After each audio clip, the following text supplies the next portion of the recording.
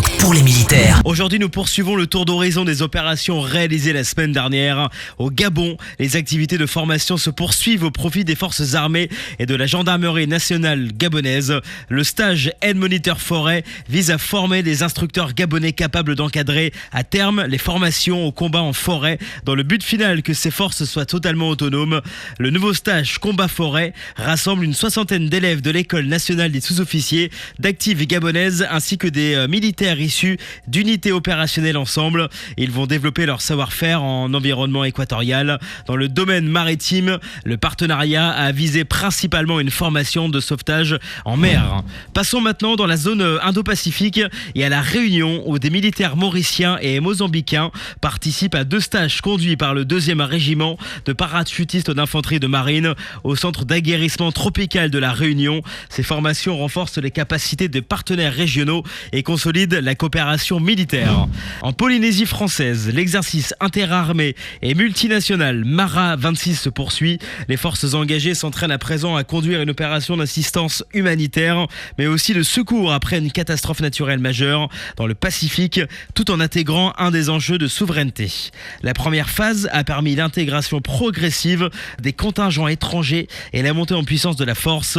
Le régiment d'infanterie de marine du Pacifique Polynésie a intégré des détachements américains, fidjiens et tongiens, tandis qu'en mer, les bâtiments des forces armées françaises opèrent aux côtés des moyens partenaires. Les aéronefs français s'entraînent avec les gardes-côtes américains équipés d'un C-130. La force est donc totalement constituée et va pouvoir débuter la phase tactique de l'exercice. Et maintenant, direction la Guyane où l'opération Harpie se poursuit. Une vedette de surveillance côtière et de la gendarmerie maritime a intercepté une pirogue logistique destinée aux sites clandestins.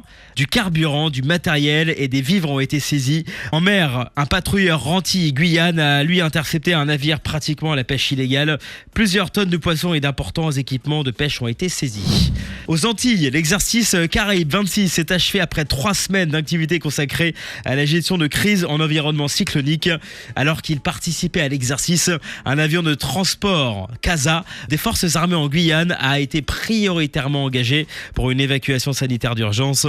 En coordination avec le SAMU, l'appareil a acheminé des spécialistes médicaux depuis la Martinique vers Saint-Laurent-du-Maroni en Guyane afin de porter assistance à un enfant en urgence vitale. Le groupe Jeanne d'Arc poursuit sa mission au large de Saint-Pierre-et-Miquelon.